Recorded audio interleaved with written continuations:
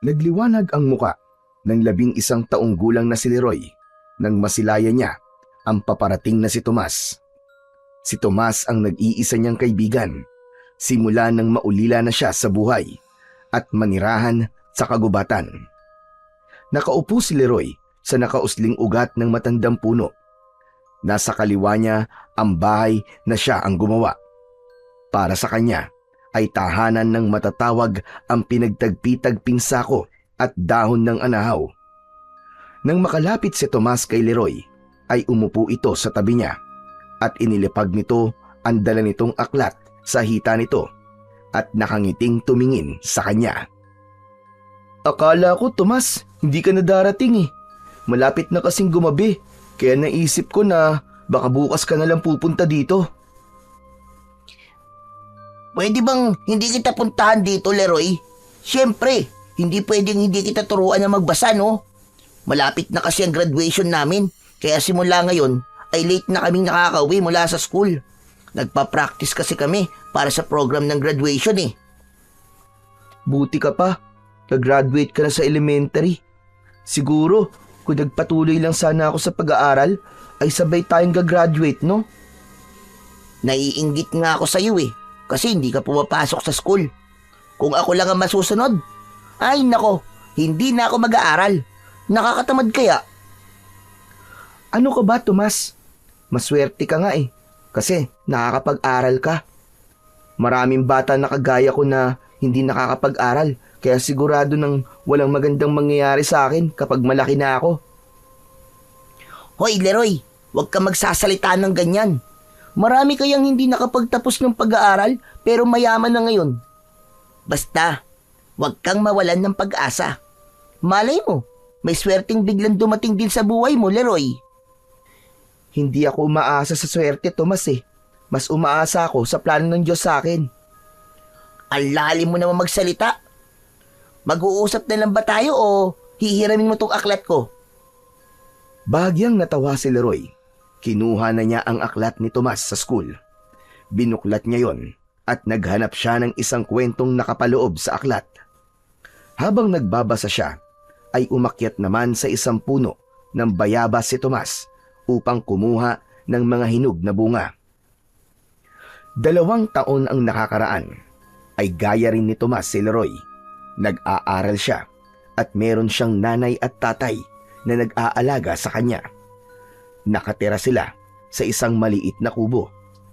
Hindi man sila mayaman, ay masaya sila bilang isang pamilya. Palagi siyang inaasikaso ng nanay niya, habang ang tatay naman niya ay kinikwentuhan siya ng kung ano-ano bago sila matulog. Ngunit ang simple at masayang buhay ni Leroy ay naglaho ng isang gabi dahil umatake ang mga aswang sa baryo nila. Namatay sa pag-ataking yun ang kanyang mga magulang. Ang masaklap pa, wala siyang kaalam-alam na nakasangla sa bangko ang lupang kinatatayuan ng bahay nila. Nang kunin na yun ng bangko, ay para siyang pinagkaitan ng tadhana. Nawala na nga ang mga magulang niya sa murang edad, ay nawalan pa siya ng tirahan. Walang kilalang ibang kamag-anak si Leroy at wala siyang ibang mapupuntahan, kaya nagdesisyon siyang mamalimos at manirahan na lamang sa gubat. Sa gubat ay walang magpapaalis sa kanya.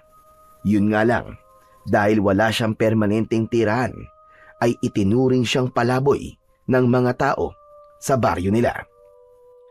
Naputol ang pagbabasa ni Leroy nang biglang tumabi si Tomas sa kanya. Nakalagay sa laylayan ng damit nito ang mga hinog na bayabas.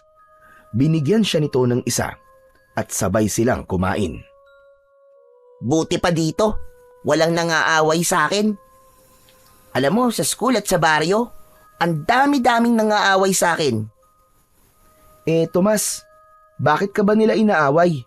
Ang bait-bait mo kaya? Kasi, akala nila mayabang ako porket anak ako ng kapitan ng baryo natin. Hindi ko alam kung inggit ba sila sa akin o kung ano. Pero wala naman akong pakialam sa kanila. Basta, wala akong ginagawang masama. Pero alam mo, Tomas, natutuwa ako na wala kang kaibigan sa baryo. Kasi kung meron, Malamang hindi mo na ako mapapansin. E di sana mag-isa na lang ako dito sa gubat at walang nagpupunta rito para makipaglaro sa akin. Sa puntong yun ay naalala ni Leroy kung paano sila naging magkaibigan ni Tomas. Umaga noon at abala siya sa pangangalakal ng basura. Nakita niya si Tomas na nakikiusap sa mga bata na isali ito sa paglalaro ng mga ito ng patintero. Pero ayaw ng mga bata na isali si Tomas. Naging mapilit si Tomas hanggang sa sinuntok na ito ng isang bata na nakulitan dito. Hindi na napigilan pa ni Leroy ang sarili na lumapit.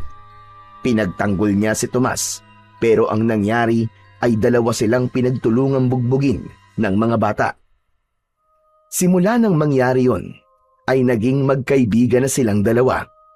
Halos araw-araw na ginawa ng Diyos, tuwing hapon ay nagpupunta na si Tomas sa gubat para makipaglaro kay Leroy. Kapag wala naman itong pasok sa paaralan, ay halos maghapon silang magkasama. May mga pagkakataon din na nagdadala si Tomas ng pagkain para sa kaibigang si Leroy. Kaya sa murang edad ni Leroy ay natuto na agad siyang magpahalaga ng isang pagkakaibigan. Napalingon si Leroy kay Tomas nang malalim itong huminga. Ramdam niya ang lungkot ng kanyang kaibigan pero hinintay niya itong magsalita. Pero alam mo, Leroy, sa totoo lang, ay ako naiinggit sa'yo eh. Ha? Bakit naman, Tomas? Ano namang ikaiinggit mo sa isang palaboy na kagaya ko? Kasi malaya ka. Walang nagdidikta sa'yo kung anong gagawin mo sa buhay. Tapos, kahit anong oras mo gustong matulog ay pwede. Ako kasi, halos lahat dinidikta sa akin ni tatay. Ang daming bawal at ang dami niyang utos sa akin at mga bagay na gusto niyang gawin ko. Sa mga gawaing bahay ba yan, Tomas? Alam mo, Tomas, ngayon ay iniisip mo na nakakainis kasi puro utos ang tatay mo sa'yo. Ganyan din si nanay at tatay sa akin nung buhay pa sila eh. Pero nang mawala sila, doon ko naisip yung mga pagtuturo nila sa akin ng mga gawaing bahay ay kailangan ko pala, lalo na ngayong mag-isa na lang ako sa buhay. Hindi na nagsalita si Tomas, pero naramdaman ni Leroy na parang may mga nais pa itong sabihin sa kanya. Pero nagdesisyon na lamang itong wag nang isatinig ang mga yon. Ipinagpatuloy na lang niya ang pagbabasa habang kumakain ng bayabas na pinitas ni Tomas. Aminado si Leroy na mahirap ang buhay ng isang kagaya niyang batang palaboy. Sa edad niyang yon ay kailangan niyang dumiskarte para makakain siya kahit na isang beses lamang isang araw. Lahat ng paraan, basta hindi masama, ay ginagawa niya. May ilang tao sa baryo na naaawa sa kanya at minsan ay binibigyan siya ng barya o di naman kaya ng pagkain. Madalas ay nangangalakal siya o kaya ay tumatanggap ng trabaho na dapat ay matanda ang gumagawa. Gaya ng pagtatabas ng damo, paglilinis ng bahay, pag-iigib at paglalaba. Kapag wala naman siyang nadilihensyang pera at pagkain sa baryo, ay umaasa siya sa gubat. Naghahanap siya roon ng punong may prutas at yun ang kinakain niya. Hindi naman niya problema ang inuming tubig dahil may malinis na ilog sa loob ng gubat. Doon na rin siya naliligo at naglalaba ng kanyang iilang mga damit. Sa kabila ng hirap ng buhay ni Leroy, ay naniniwala pa rin siya na may dahilan ang lahat ng yun. Tinuruan siya ng mga magulang niya na magtiwala sa plano ng Diyos. Natutunan niya sa mga ito na huwag siyang panghinaan ng loob dahil sa masasakit at hindi magagandang nangyayari sa buhay niya. Malakas ang paniniwala niya na balang araw ay maiintindihan niya kung bakit kailangan mawala ang mga magulang niya ng ganun kaaga at kung bakit kailangan niyang mabuhay ng mag-isa. Isang umaga ng Sabado, lumabas si Leroy ng gubat na may dalang isang sako kung saan inilalagay niya ang mga basurang nakakalakal niya. Pagdating sa baryo, ay sinimulan na niya kagad ang paghahanap ng mga basurahan at mga bagay na pwede niyang ibenta sa junk shop, gaya ng bakal, bote at plastik. Nagbabahay-bahay din siya at nagtatanong siya kung meron bang mga gamit ang mga ito na hindi na kailangan na pwede niya ring ibenta sa junk shop. Habang abala si Leroy sa pagkalkal sa isang basurahan, ay nagulat siya nang may biglang tumapik sa likod niya. Nang lumingon siya, otomatiko siyang napangiti nang malaman na ang kaibigan niya palang si Tomas yun. "Oh, Tomas! Ikaw pala yan. Akala ko kung sino na eh." Hanep pa. Ang aga mo naman yata mga lakal ngayon, Leroy. "Alam mo na, kailangan maaga at baka may makauna pa sa akin sa pagkalkal sa mga basurahan eh." Maraming bote ng alak sa bahay. Birthday kasi ni tatay kahapon, kaya nag-inom siya. May natira pang handa, kaya bibigyan kita. "Wow, talaga? Hindi ko tatanggihan yan, Tomas. Salamat ah." Matapos yun, ay inaya na si Leroy ni Tomas na magtungo sa bahay nito. Habang naglalakad sila, ay hindi maiwasan ni Leroy na isipin na sa kabila ng lahat ay maswerte pa rin siya dahil may kaibigan siyang kagaya ni Tomas. Sigurado siya na kung hindi sila nito naging magkaibigan, ay mas magiging malungkot ang buhay niya. Malaking bagay para sa kanya na may isang batang kagaya niya na nakikipag-usap sa kanya at hindi siya iniiwasan nang dahil lamang sa isa siyang palaboy. Nang nasa harapan na ng bahay ni na Tomas sina Leroy, ay sandali siyang napahinto. Kumpara sa ibang bahay sa baryo, ay mas malaki ang bahay ni na Tomas. Gawa yun sa semento at ang bubong ay yero. May isang puno ng mangga sa harapan na may nakasabit na duyan na gawa sa gulong. Napalingon si Tomas kay Leroy at napakunot ang noo nito. Ano pang tinatayo-tayo mo dyan, Leroy? Tara na sa loob. Kasi, sigurado ka bang papapasukin ako sa bahay nyo? Bakit naman hindi? Ang dumi-dumi ko kasi, Tomas eh. Baka makita ako ni Kapitan Mauricio tapos mapagalitan ka pa. Ano ka ba naman, Leroy? Hindi yun magagalit sa'yo kasi wala ka namang ginagawang masama. Saka, wala si tatay ngayon. Nagpunta siya sa barangay hall kasi may meeting yata sila ng mga kagawad. Tara na, huwag ka na mahiya. Hinawakan ni Tomas ang isang kamay ni Leroy at hinila na siya nito papasok sa loob ng bahay nila. May pag-aalinlangan man ay sumunod na lang siya sa matalik niyang kaibigan. Maayos at malinis ang loob ng bahay nila Tomas. Pinaupo siya ni Tomas sa upuang gawa sa kawayan. Oh, diyan ka lang ha. Ikukuha lang kita ng pagkain sandali. Hintayin mo ako dyan. Nakangiting tumango si Leroy. Nagtungo sa kusina si Tomas at hindi nagtagal ay may dala na itong isang pinggan na may pansit at tinapay. May dala rin itong isang basong tubig.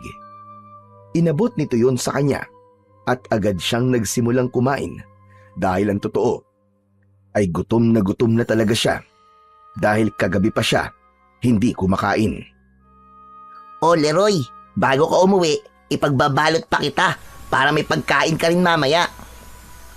Salamat talaga, Tomas ha. Sobrang bait mo sa akin. Mabait ka rin naman sa akin eh. Habang kumakain, ay napansin ni Leroy ang isang litrato na nakasabit sa dingding. Sa litrato ay naroon ang isang babae na may kargang bata.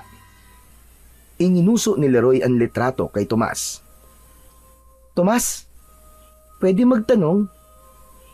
Yun ba ang nanay mo? Magkamukha pala kayo. Ah, oo. Ako nga yung baby na karga-karga niya.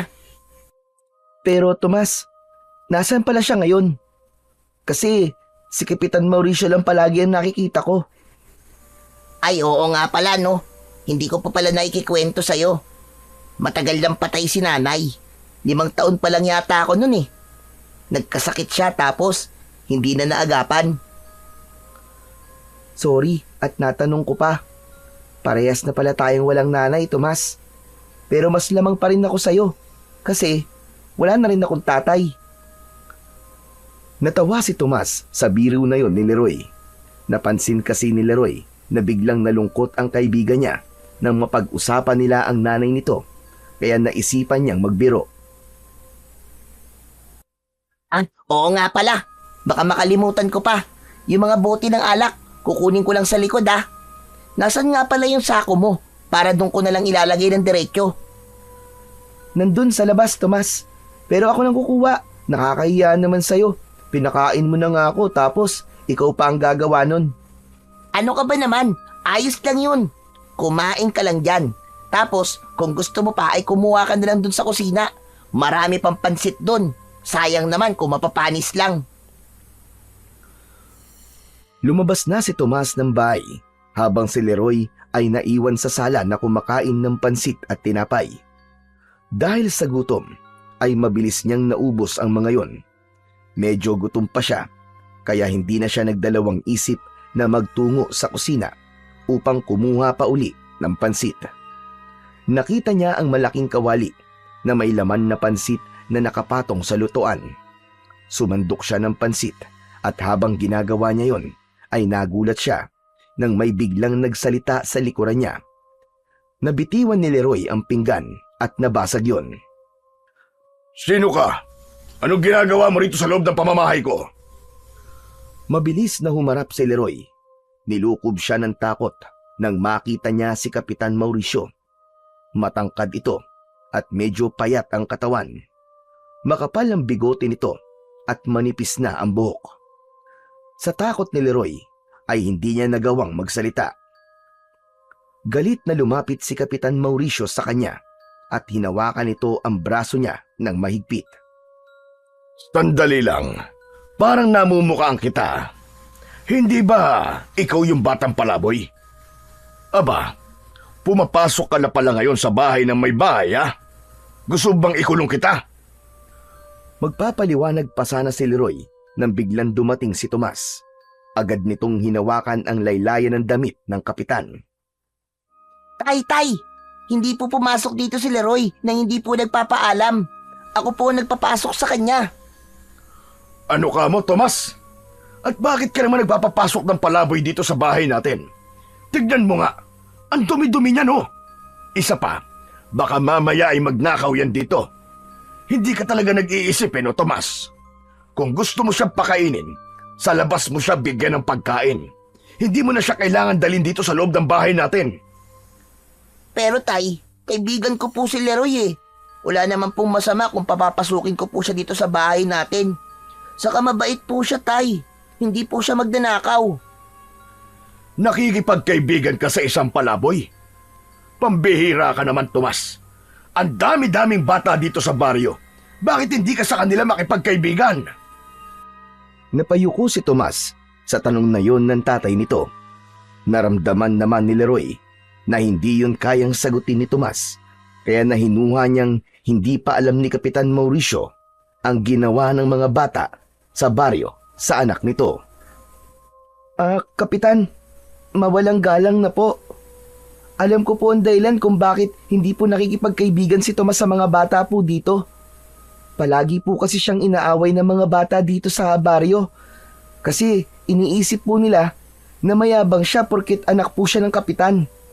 Tumahimik ang palaboy ka, ha? Hindi ikaw ang kinakausap ko. Tay, totoo po ang sinasabi niya. Lahat po ng bata dito inaaway po ko at ayaw po nila akong isali kapag naglalaro po sila. Si Leroy po nagtanggol sa akin nung isang beses pong inaway po ako ng mga bata, kaya po naging magkaibigan kaming dalawa. Sandaling natahimik si Kapitan Mauricio. Tila tinitimbang nito ang mga nalaman nito. Hindi nagtagal ay isang malalim na paghinga ang pinakawalan nito. Tumingin ito kay Leroy. Ikaw, umuwi ka na kung may bahay ka pa. Opo, pasensya na rin po kung nabasag ko po ang pinggan nyo. Tomas, alis na ako . Salamat ulit sa pansit at tinapay. Napapahiyang lumabas si Leroy sa bahay ni na Tomas. Kinuha niya ang sako sa labas na may lamang mga bote ng alak. Kinabahan siya para kay Tomas dahil baka pagalitan o paluin ito ng tatay niya. Pero naiintindihan niya kung bakit tutol si Kapitan Mauricio na maging magkaibigan sila ni Tomas. Wala naman sigurong magulang ang gugustuhin na isang pulubi o palaboy ang kalaro ng anak nito. Matapos mga lakal, ay nagtungo na si Leroy sa junk shop upang ipagbenta ang mga kalakal na nakuha niya sa araw na yun. Alam niya na malaki-laki ang kikitain niya dahil sa dami ng bote ng alak na ibinigay ni Tomas. Tama ang hinala niya dahil naka-100 piso siya. Masaya na siya kapag ganon ang kinikita niya sa pangangalakal dahil para sa kanya ay malaking halaga na yon. Habang naglalakad si Leroy ay iniisip niya kung bigas ba o tinapay ang bibilhin niya. Naisip niya na tinapay na lang dahil kung bigas pa ay poproblemahin pa niya ang ulam. Papunta na sana siya sa isang tindahan nang mapansin niya ang mga batang tila may pinagkakaguluhan. Nakuha nun ang pansin ni Leroy at medyo lumapit siya sa mga bata. Hindi makapaniwala si Leroy nang makita niya ang isang matandang lalaki na may mahabang puting buhok at mahabang balbas at bigote na puro puti na rin ang pinagkakatuwaan ng mga bata. May kumukurot dito at itinutulak ito. Sa tuwing tatayo ang matandang lalaki ay bigla itong itutulak ng mga bata at kapag muli itong napaupo sa lupa ay lumalakas ang tawanan ng mga bata. Kahit hindi kilala ni Leroy ang matandang lalaki, ay hindi yon naging dahilan para hindi niya ito tulungan. Matapang siyang lumapit sa matandang lalaki at itinulak niya isa-isa ang mga batang naroroon. Ano? Nalaban kayo? Kahit marami kayo, hindi ako natatakot sa inyo. Tinawanan lang siya ng mga bata at umalis na ang mga ito na parang walang nangyari. Dinaluhan naman ni Leroy ang matandang lalaki at mas lalo siyang naawa nang makita niya ang mga sariwang sugat sa siko at braso ng matanda. Bakas sa mukha nito ang labis na hirap. Naku, tatang. Ayos lang po ba kayo? Kaya niyo po bang tumayo? Mga walang hiyang mga bata na yun. Walang paggalang sa matatanda. Pasensya na po kayo, tatang ha. Hindi ko rin po alam kung bakit po sila ganun eh. Bakit ikaw ang humihingi ng pasensya? Hindi naman ikaw ang nanakit sa akin, hindi ba? Utoy, salamat nga pala sa pagtulong mo sa akin. Abay kung hindi ka dumating, baka hindi na ako tinigilan ng mga salbahing bata na yon. Dinampot ng matandang lalaki ang isang bagay na noon lang nakita ni Leroy. Para yung isang malaking sungay na kulay puti na ang dulo ay matulis. Ang hula niya ay sungay yun ng elepante base sa itsura nun. Habang tumatayo ang matanda, ay nakaalalay siya rito dahil pakiramdam niya anumang sandali ay matutumba ito. Sandali, tatang. Saan po ba kayo nakatira? Gusto niyo po ba iatid ko na po kayo sa inyo? Sana nga ay meron pa akong bahay na mauuwian. Pero wala na akong bahay, Utoy. Pag-alagala na lamang ako sa kung saan-saan hanggang sa mapunta ko sa lugar na ito. Kawawa naman po pala kayo, tatang. Hindi ba kawawa ka rin naman? Sa tingin ko ay katulad mo rin ako na walang bahay at mag-isa na lamang sa buhay. Hala, paano niyo po nalaman yun, tatang? Manghuhula po ba kayo? Sa itsura mo bang yan na madungis at mabaho? Kung may nag-aalaga ba sa'yo at may bahay ka, ay ganyan ba kaya ang magiging itsura mo? Sa bagay po, tama po kayo, tatang. Parehas na nga po pala tayo na wala nang kasama sa buhay at wala rin pong bahay. Sandali po. Ano po bang pangalan niyo, tatang? Ako si Goryo. Ikaw, sino ka? Leroy po ang pangalan ko. Kung ganun, tatawagin ko na lang po kayong Tatang Goryo. Matapos na makilala ni Leroy si Tatang Goryo, ay napansin niya ang bahagyang panginginig nito. Nang tanungin niya kung nagugutom ba ito at sinabi nito na oo, ay hindi na siya nag-atubili na ibili ito ng tinapay at soft drinks. Hindi na niya inisip na mababawasan ang pera niya para sa ibang tao dahil sapat na sa kanya ang matulungan sa maliit na paraan si Tatang Goryo. Simula nang tulungan ni Leroy si Tatang Goryo, ay naging madalas na ang kanyang hindi sinasadyang pagkikita nila. Kahit kapos si Leroy sa pagkain, ay hindi siya nagdadalawang isip na ibahagi kay Tatang Goryo ang kaunting pagkain na meron siya. Sa simpleng pagtulong niya na yon, ay naramdaman niyang may halaga pa rin siya at kahit palaboy siya, ay kaya niya pa rin gumawa ng tama at tumulong sa kapwa. Ngunit hindi maiwasang malungkot ni Leroy nang napansin niyang ilang araw nang hindi nagpupunta si Tomas sa gubat para makipaglaro o makipag-usap man lang sa kanya.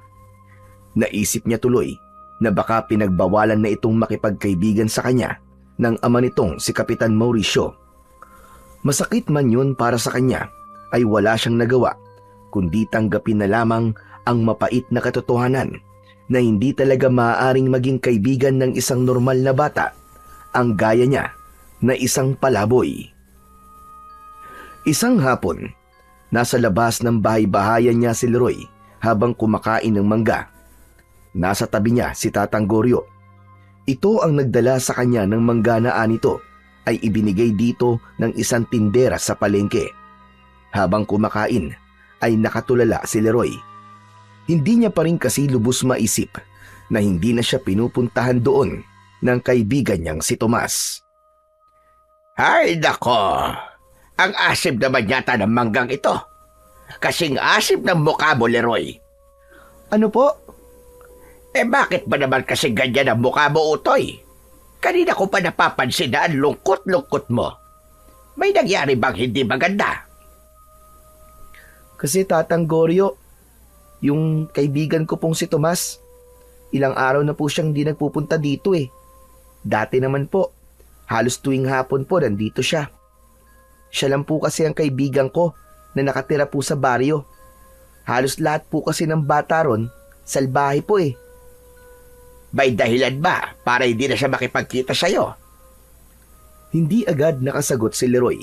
Naalala niya ang huling beses na nagkita sila ni Tomas at yun ay sa bahay nito habang naroon si Kapitan Mauricio. Yung tatay po kasi ni Tomas, mukhang ayaw niya po na nakikipagkaibigan po sa akin ng anak niya. Kasi nga po, isa lamang po akong palaboy. Aba, kung ako ang tatay ng kaibigan mo, ay hahayaan ko na makipagkaibigan sa iyo ang anak ko.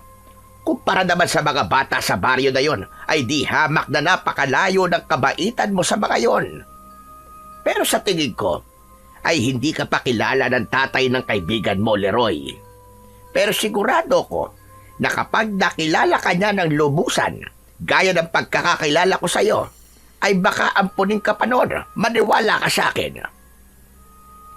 Bahagyang natawa si Leroy sa sinabi sa kanya ni Tatang Goryo.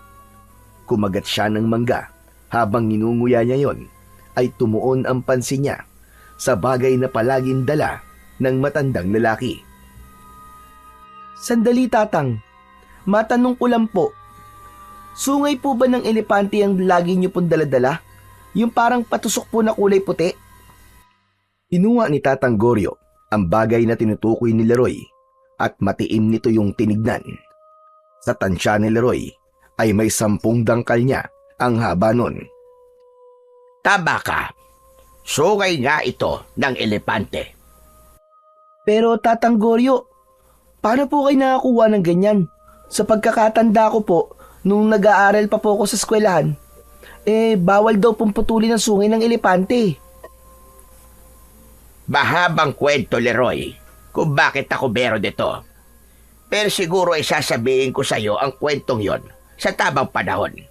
Kasi aalis na ako. Sa'yo na yung mga natirang mangga, ha? Tumayo na ang matanda at pinagpagan nito ang puwetan nito. Tatang, ano po kaya kung dito na lang po kayo tumira kasama ko. Total, kung saan-saan lang naman kayo natutulog eh. Salamat na lang. Pero mas gusto ko ang palakad-lakad. Pero huwag kang mag-alala. Kapag naisipan ko, ay babalik ako rito lalo na't alam kong malungkot ka dahil hindi ka na dinadalaw ng sinasabi mong kaibigan mo. Sige po, Tatang. Kayo na po ang bahala. Pero kapag nagbago po ang isip nyo, sabihan nyo lang po ako. Welcome na welcome po kayo rito sa bahay-bahayan ko kahit anong oras. Maraming salamat sa iyo, Leroy. Talagang napakabuti mong bata. O siya, paano? Mauuna na ako. Mag-iingat ka palagi, Leroy. Matamis na ngumiti si Tatang Goryo bago ito tuluyang naglakad palayo sa kanya. Sinundan ito ng tingin ni Leroy at hindi niya alam kung bakit bigla siyang nagkaroon ng pagnanais na malaman ang kwento tungkol sa sungay ng elepante na palaging dala ni Tatang Goryo. Nang mawala na sa paningin niya ang matandang lalaki, ay bumalik siya sa pagkain ng mangga. Habang nakatanaw siya sa malayo, ay hindi niya naiwasang maalala si Tomas. Gustuhin man niya na puntahan ito sa bahay nito, ay natatakot naman siya na baka makita siya roon ni Kapitan Mauricio. Kaya alam niyang wala siyang magagawa kundi ang umasa na isang araw ay bigla na lamang darating doon si Tomas para makipaglaro sa kanya. Isang hapon, nakatitig si Leroy sa niluluto niyang kanin sa maliit na kaldero. Ang kalan niya ay 3 bato na sa gitna ay may gatong na kahoy na sa gubat lang din niya nakuha. Halos 1 linggo simula nang huli silang magkita at magkausap ni Tomas at nang sandaling yon ay unti-unti niya nang tinatanggap na tapos na ang kanilang pagkakaibigan. Ngunit wala siyang galit o tampo kahit na konti kay Tomas. Ang inisip niya kasing dahilan ay pinagbabawalan na ito ni Kapitan Mauricio na makipagkita sa kanya. Makalipas ang ilang sandali, ay napatayo si Leroy nang may narinig siyang yabag na papalapit sa kinaroroonan niya. Paglingon niya ay nanlaki ang mga mata niya nang makita si Tomas na papalapit habang may malaking ngiti. Napansin niya kagad ang nakasuot na mga medalya sa leeg nito. Kinusot pa ni Leroy ang mga mata niya dahil baka namamalikmata lamang siya, pero si Tomas talaga ang nakikita niya. Tinapik pa siya nito sa balikat nang makalapit na ito sa kanya. Tomas! Ikaw nga, Tomas! Ang tagal mong hindi nagpakita. Pasensya ka na, Leroy, ha? Naging abala kasi ako sa graduation namin, eh. Halos gabi na ako umuwi mula sa practice. Tapos kanina naman ay ang mismong graduation namin. Ang akala ko kasi, pinagbawalan ka na ni Kapitan Mauricio na makipagkaibigan sa akin eh. Uy, hindi ah. Pero akala ko nga rin pagbabawalan niya ako eh. Ang sabi niya sa akin ay mukhang hindi ka naman daw masamang impluwensya sa akin. Kaya walang problema sa kanya kung maging magkaibigan man tayo. Ang totoo nga yan eh. Si tatay pa nagsabi na papuntahin kita ngayon doon sa may bahay. Kasi may handaan doon. 3rd honor kasi ako sa klase namin eh. Kaya naganda si tatay. Tignan mo, ang dami kong medal. Labis na natuwa si Leroy nang malaman niya ang dahilan kung bakit ilang araw na hindi nagpapakita sa kanya si Tomas. Masaya siya dahil hindi naman pala tutol si Kapitan Mauricio sa pagkakaibigan nila ng anak nito. Isa-isang tinignan ni Leroy ang mga medalya na nakasabit sa leeg ni Tomas. Wow! Congrats, Tomas, ha? Ang galing mo talaga. May best in English at math ka pa, ha? Tapos, most babe. Ikaw na talaga. Idol na kita, Tomas. Mamaya mo na nga ako bulayin. Sumama ka na sa akin para makakain ka na ng mga handa ko. Ay, oo nga pala. Pero, nagsasaing na kasi ako eh. Paano kaya to? Bukas mo nalang kainin yan. Hindi naman siguro yan mapapanis eh. Malamig naman dito sa gubat eh. Saka, mag-uwi ka na rin ng maraming pagkain. Para may ulam ka kapag kinain mo na yung kanin. O sige, sige. Tara na. Medyo gutom na nga rin ako eh. Inakbayan siya ni Tomas at magkasabay na silang naglakad palabas ng gubat. Pagdating ni Leroy sa bahay ni Tomas ay medyo nahiya siyang pumasok dahil medyo maraming bisita roon. May ilang guro at kaklase ni Tomas. Meron ding mga kaibigan ni Kapitan Mauricio, pero hindi siya iniwanan ni Tomas at sinamahan pa siya nito sa pagkuha ng pagkain. Sinamantala niya ang pagkakataon at lahat ng handa ay kumuha siya. Naupo siya sa isang sulok ng sala at doon siya kumain habang may panulak siya na malamig na orange juice. Si Tomas naman ay sandaling umalis dahil pinabili ito ng alak ni Kapitan Mauricio. Nagulat si Leroy at muntik pa siyang mabulunan nang makita siya ni Kapitan Mauricio na nakatayo sa harapan niya. Pero hindi na ito gaya nung una silang nagkita na galit. Nang sandaling yon ay nakangiti na ito sa kanya. Leroy, kapag naubos mo na yan ha, kumuha ka na lang doon sa kusina. Marami pang pagkain doon. Huwag kang mahihiya ha. Ha? Sige po, Kapitan. Maraming salamat po. Ang sasarap po ng handa nyo. Salamat at nagustuhan mo. Ako ang nagluto ng lahat ng yan. Umupo si Kapitan Mauricio sa tabi ni Leroy at nailang siya ng kaunti. Leroy, pasensya ka na nga pala sa mga nasabi ko sa'yo nung unang beses na nagkita tayo dito sa bahay. Nagulat kasi ako na merong ibang tao dito sa bahay at akala ko talaga ay pumasok ka dito nang hindi nagpapaalam. Sinabi rin sa akin ni Tomas na ikaw lang ang kaibigan niya. Inamin na rin niya sa akin na totoong inaaway siya ng mga bata rito sa baryo. Salamat kasi nakikipagkaibigan ka sa anak ko. Naku, wala po yun, Kapitan. Saka, mabait naman po si Tomas eh. Kung tutuusin nga po, ay ako pa po maswerte kahit palaboy po ko, ay nakikipagkaibigan po siya sa akin.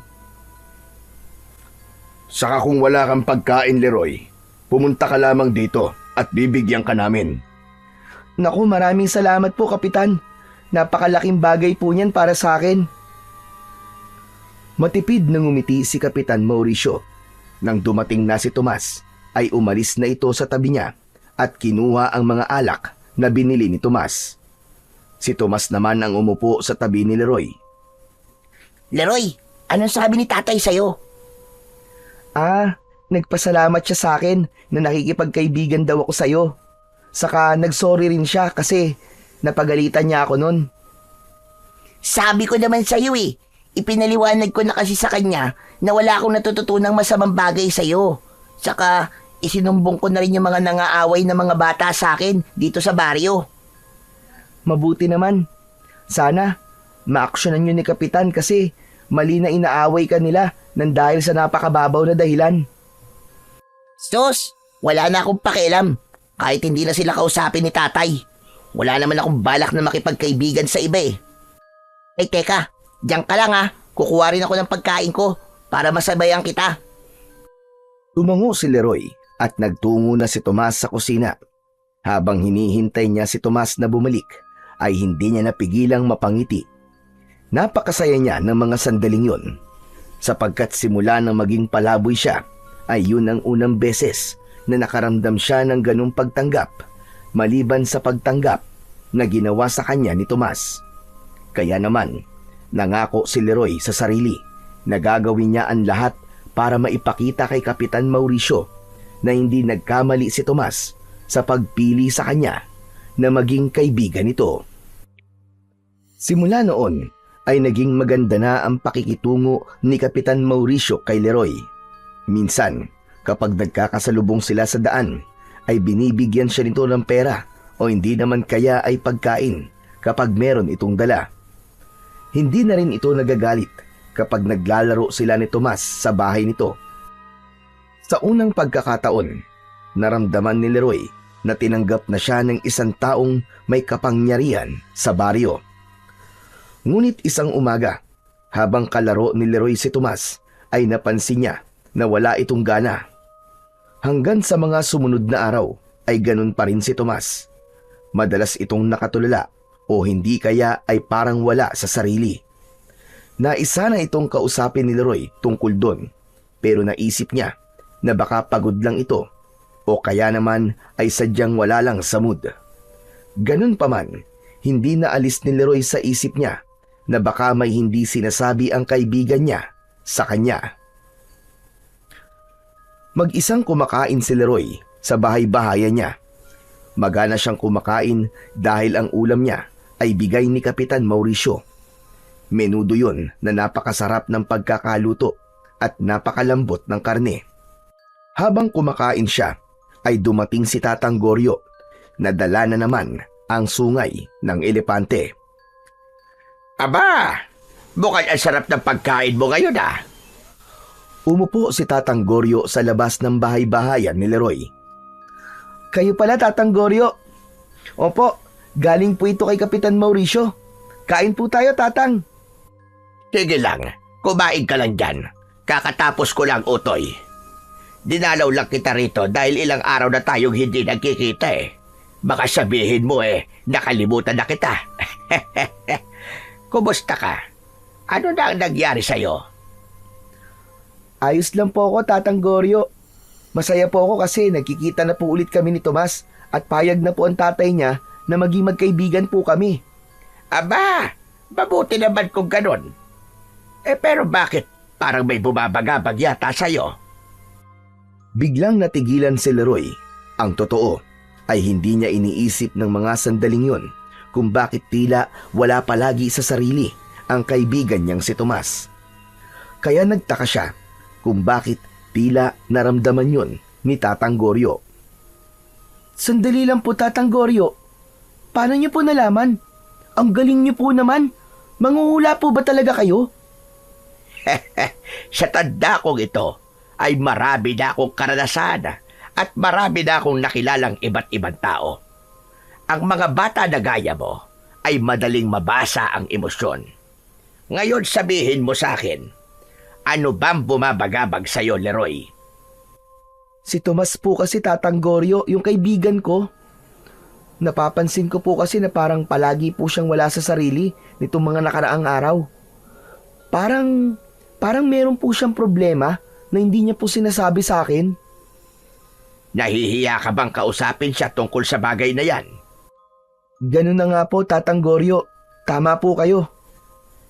Hayaan mo lang muna siya. Sabi mo nga ay magkaibigan kayo, hindi ba? Siguro kapag handa na siya, ay siya na mismo ang kusang magsasabi sa'yo kung ano ba talaga ang kanyang problema. Kahit paano ay gumaan ang pakiramdam ni Leroy sa sinabing yun ni Tatang Goryo. Napagtanto niya na kung meron nga talagang problema si Tomas, ay ito mismo ang magsasabi sa kanya dahil siya lang ang nag-iisa nitong kaibigan. Pagsapit ng gabi, ay inayos na ni Leroy ang higaan niya. Lahat ng gamit na meron siya ay mula pa sa dati nilang bahay. Inilatag niya sa loob ng bahay-bahayan niya ang banig. Inilagay niya ang unan. Humiga na siya at ibinalot na niya ang sarili sa kumot. Patagilid siyang humiga at saka siya pumikit. Tuwing matutulog na siya sa gabi, ay hindi niya naiiwasang malungkot sapagkat palagi niyang naaalala nung panahon na buhay pa ang mga magulang niya. Palagi siyang natutulog na pinapagitnaan ng kanyang nanay at tatay. Pero simula nang mawala ang mga ito, wala na siyang pagpipilian kundi ang palaging matulog ng mag-isa. Ngunit biglang nagbukas ang mga mata ni Leroy nang makarinig siya ng kaluskos sa kung saan. Napabalikwat siya ng bangon nang may umangil na parang isang mabangis na hayop. Pilit niyang inaaninag ang madilim na kapaligiran. Sa tagal niya sa gubat na yun, ay noon lang siya nakarinig ng ganong uri ng pag-angil. Sino nandyan? May tao ba dyan? Sino nandyan? Nagulat siya nang isang nakakatakot na nilalang ang dahan-dahang lumitaw mula sa mas madilim na parte ng gubat. Payat ang katawan nito na nababalutan ng makapal na balahibo. Mahaba ang mga kuko ng nilalang at may matutulis na mga pangil. Ang mga mata nito ay pulang-pula at tila gutom na gutom ito habang nakatingin sa kanya.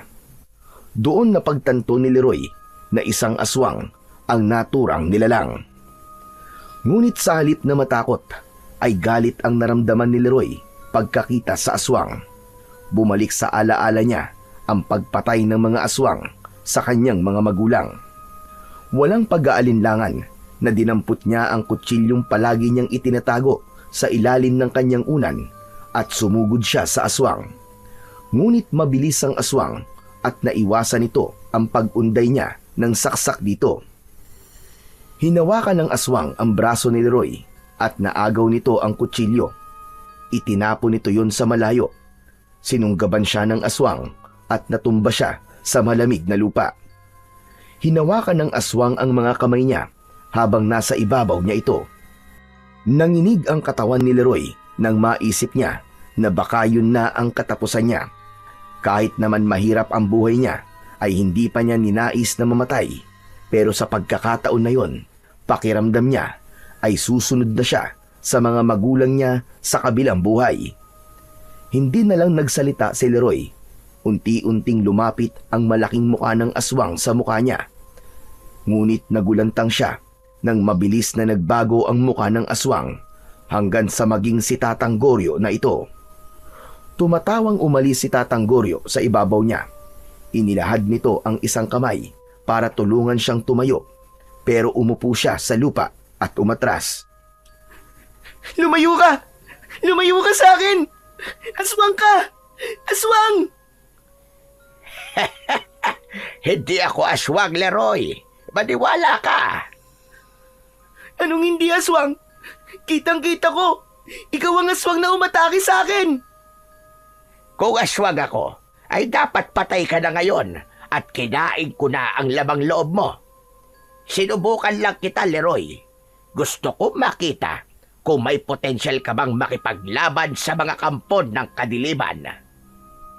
Hindi pa rin nakumbinsi si Leroy sa sinabing yon ng matandang lalaki.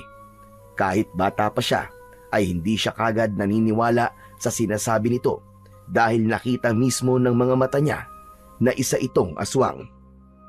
Ay, nako! Bakit ba kasi ganun paraan pang naisip ko para subukan ka? Leroy, panahon na siguro para sabihin ko sa iyo kung sino o ano talaga ako. Leroy, ako ay isang ermitanyo na may kapangyarihan na ibinigay sa akin doon ng isang diwata. May kakayahan akong magbago ng anyo na parang ganito. Labis na nagimbal si Leroy nang magpabago-bago ng anyo si Tatang Goryo. Naging isang binata ito, sunod ay matandang babae. Muli itong naging aswang at sa huli ay bumalik na ito sa totoo nitong anyo bilang isang matandang lalaki. Hindi siya makapaniwala na may tao na kaya yung gawin. O ano? Naniniwala ka na ba na hindi ako aswang?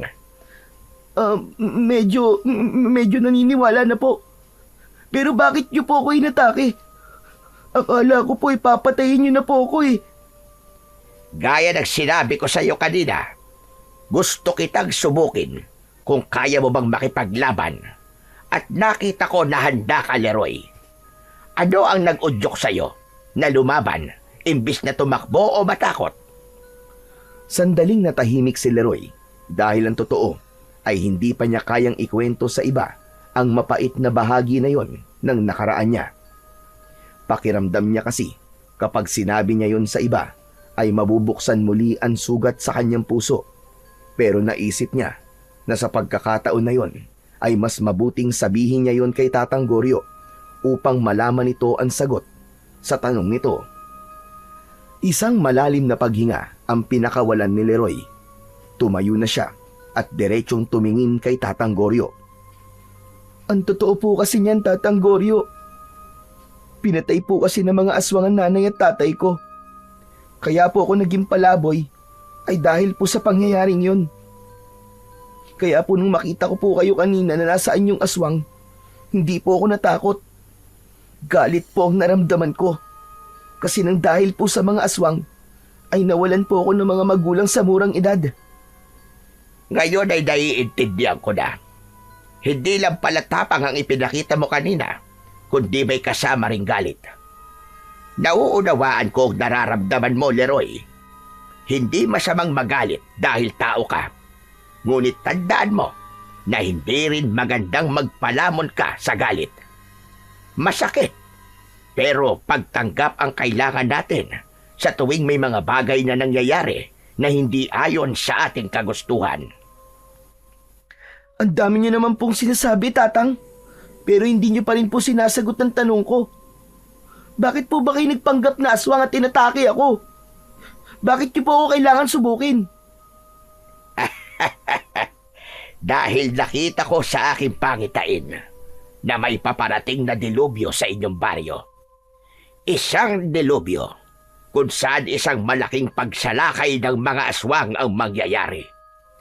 Naririto lamang sa baryo nyo ang kanilang pinuno at isang utos lang niya ay mangyayari na ang bagay na yon. Nakita ko ang pagdanak ng dugo at ang mga nakahanay na mga bangkay ng mga tao. Kung hindi mapipigilan ng pinuno ng mga aswang na naririto, ay malaki ang posibilidad na mangyari ang pangitain na yon. Tumaas ang mga balahibo ni Leroy sa kanyang katawan sa sinabi ni Tatang Goryo. Naiisip pa lang niya na maraming aswang ang aatake sa baryo nila ay may kilabot na siyang naramdaman. Tatang Goryo, sigurado po ba kayo na magkakatotoo po ang pangitain niyong yan? Sigurado ko. Wala pa sa pangitain ko ang hindi nagkakaroon ng katuparan. Maliban na lang kung ito ay mapipigilan. Kung ganun po, Tatang Goryo, ano pong paraan para po mapigilan na mangyari yun? Walang ibang paraan kundi patayin ang pinuno ng mga aswang na nagtatago dito sa inyong baryo. Nararamdaman ko nandito siya at nakikisalamuha bilang isang tao. Wala nga lang akong kakayahan na tukuyin kung sino siya. Pero matutulungan kita sa isang bagay, Leroy. Yun ay ang bigyan ka ng isang mabisang sandata kung sakaling makakaharap mo ang pinuno ng mga aswang. Ano po? Sandali lang po, Tatang. Anong sinasabi niyo po na ako po ang haharap sa pinuno ng mga aswang? Tama ka. Ikaw ang pinili ko, Leroy. Nakita ko ang tapang sa iyong puso at ang busilak mong pagkatao. Yan ang mga katangian na hinahanap ko para sa isang tao na pagkakalooban ko ng sungay ng elepante. Napatingin si Leroy sa sungay ng elepante na hawak ni Tatang Goryo, ngunit wala roon ang kanyang atensyon. Bakit po ako? Bata pa lang po ako, Tatang eh. Kanina nga po muntik na po akong mapatay. Tapos, ang gusto niyo po makipaglaban pa ako sa pinuno ng mga aswang. Ayoko po, Tatang Goryo. Maganap na lang po kayo ng iba na mas karapat dapat po kaysa sa akin. Hindi lang ako ang pumili sa iyo, kundi maging ang sungay ng elepante. Kailanman ay hindi ito nagkakabali ng taong hahayaan itong gamitin ito. At wala sa edad o kasarian ang pagiging tagapagtanggol. Nasa laman yan ng puso at malinis na hangarin. Maniwala ka sa akin, Leroy. Ikaw ang makakapigil na mangyari ang dilubyong nagbabadyang mangyari sa inyong baryo. Iniabot ni Tatang Goryo sa kanya ang sungay ng elepante, ngunit hindi niya yon tinanggap. Pero Tatang Goryo, kung papayag po ako, paano ko naman po magagamit ang sungay ng elepante sa pakikipaglaban? Ito ay hindi nagmula sa isang normal na elepante lamang. Ito ay sungay ng elepante na alaga ng isang makapangyarihang diwata. Bukod sa kapangyarihan na magbago ng anyo, ay ipinagkaloob din niya ito sa akin upang ibigay sa mga taong karapat-dapat. Hindi ikaw ang unang gagamit nito, Leroy. Marami na akong pinagkalooban ng sungay na elepante na ito at lahat sila ay nagtagumpay sa kanilang misyon. Kaya kung ayaw mong bumagsak ang baryo nyo at pagharian ito ng mga aswang, ay tatanggapin mo ang sungay ng elepante at hahanapin at papatayin mo ang pinuno ng mga aswang na nananahan sa inyong baryo. Hindi agad nagsalita si Leroy. Matagal siyang nakatitig sa sungay ng elepante na hawak-hawak ni Tatang Goryo. Tila may boses na nagsasabing kunin niya yon, ngunit nag-aalangan siya sapagkat hindi niya alam kung kaya ba niya ang ganong kabigat na responsibilidad. Ngunit ang katotohanan na may mga aswang nasasalakay sa baryo nila ay isang nakakatakot na bagay. Sa baryong yun siya isinilang at lahat ng alaala ng kanyang mga magulang ay naroon. Makalipas ang ilang sandali, ay isang desisyon na ang nabuo kay Leroy. Tatang Goryo, hindi pa po ako sigurado pero tinatanggap ko na po ang sungay ng elepante. Pero tatang, hindi po ako marunong gumamit ng ganyan sandata. Huwag kang mag-alala. Dahil sa oras na ipinagkaloob ko to sa'yo, ay gagabayan ka nito. Papalakasin nito ang iyong katawan at magiging maliksi ang iyong mga galaw. May basbas din na makapangyariang diwata ang sandatang ito, kaya mabisa itong panlaban sa mga aswang. Ilahad mo mga kamay mo, Leroy. Tumalima si Leroy sa sinabi ng matanda. Matapos niyang ilahad ang mga kamay niya, ay maingat na ipinatong ni Tatang Goryo ang sungay ng elepante doon. Nakaramdam ng kakaibang init si Leroy mula sa sungay ng elepante. Dumaloy ang init na yon ng mabilis papunta sa iba't ibang parte ng kanyang katawan. Bilang unang tagapangalaga ng makapangyarihang sungay ng elepante, ipinagkakaloob ko ang sandatang ito sa iyo, Leroy. Naway gamitin mo ito sa tama at mabuti. Ipagtanggol mo ang mga walang laban. Gabayang kanawa ng ating amang lumikha. Matapos yung sabihin ni Tatang Goryo, ay nawala ang bigat ng sungay ng elepante sa mga kamay ni Leroy. Hinawakan niya ang dulo nun at nagkaroon siya ng pakiramdam na parabang alam na kagad niya kung paano yun gamitin. Malaki ang tiwala ko sa iyo, Leroy. Simulan mo nang hanapin ang pinuno ng mga aswang at paslangin mo siya gamit ang sandata na iyong hawak. Hangad ko ang iyong tagumpay, bata. Magsasalita pa sana si Leroy, ngunit tumalikod na si Tatang Goryo at naglakad palayo. Wala na siyang nagawa, kundi sundan ito ng tingin hanggang sa tuluyan na itong nilamon ng kadiliman. Simula nang ipagkaloob ni Tatang Goryo kay Leroy ang mahiwagang sungay ng elepante, ay hindi na muling nagpakita ang matanda sa kanya. Para itong bula na bigla na lamang nawala, na walang iniwang bakas at walang paalam. Ganun pa man, ay buong puso nang tinanggap ni Leroy ang responsibilidad na iniwan ito. Araw-araw siyang pumupunta sa mas malalalim na bahagi ng gubat habang dala ang sungay ng elepante. Sinanay niya ang sarili sa paggamit nun bilang isang sandata. Kasabay ng pagsasanay ni Leroy ay sinimulan na rin niya ang paghahanap sa pinuno ng mga aswang na nasa kanilang baryo.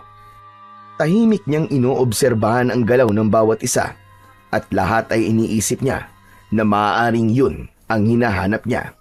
Kahit bata pa siya, batid niyang ang digmaang yun ay hindi lamang laban ng lakas, kundi ng tiyaga at talas ng pakiramdam.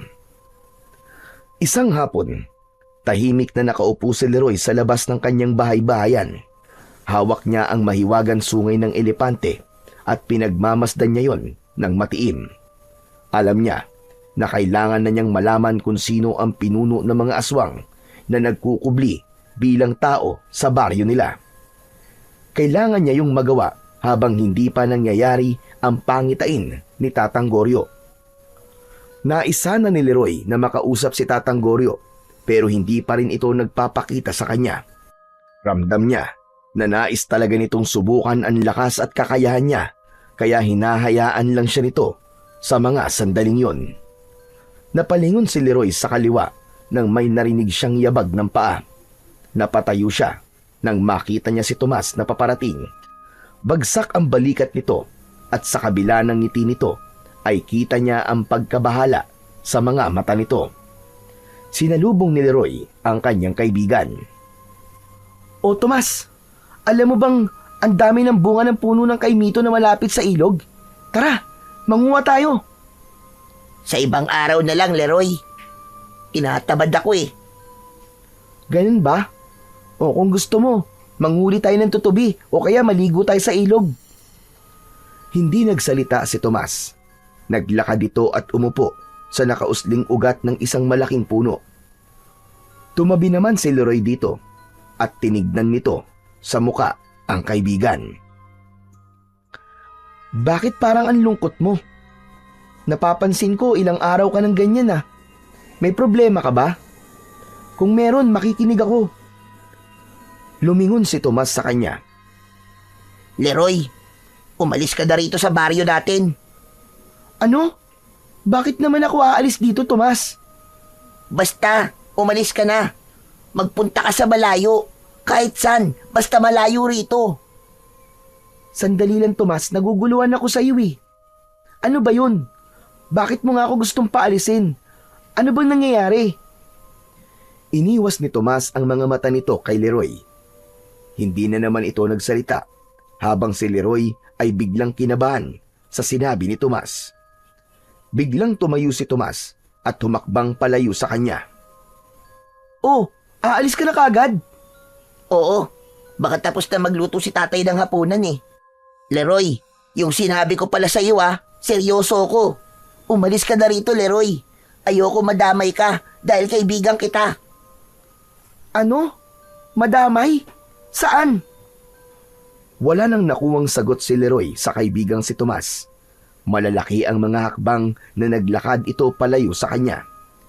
Hindi na niya sinubukan pang habulin ang kanyang kaibigan at naiwan siyang nagtataka sa kung ano ang ibig sabihin ni Tomas na ayaw siya nitong madamay.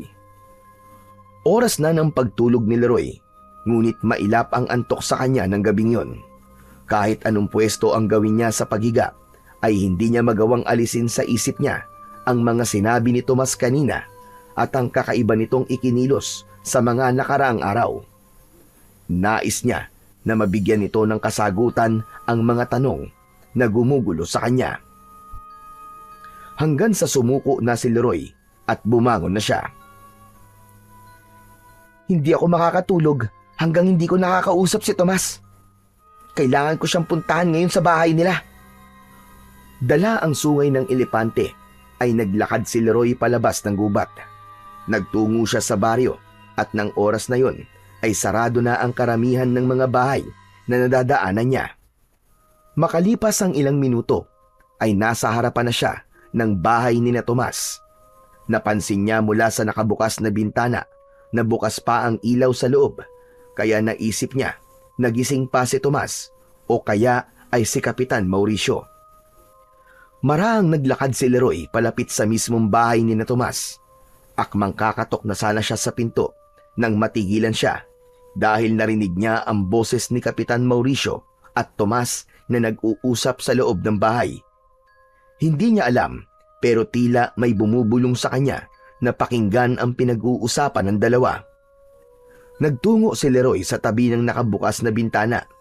Yumuko siya upang hindi siya makita ng mga taong nasa loob at doon ay mas malinaw niyang narinig ang usapan ni na Tomas at Kapitan Mauricio.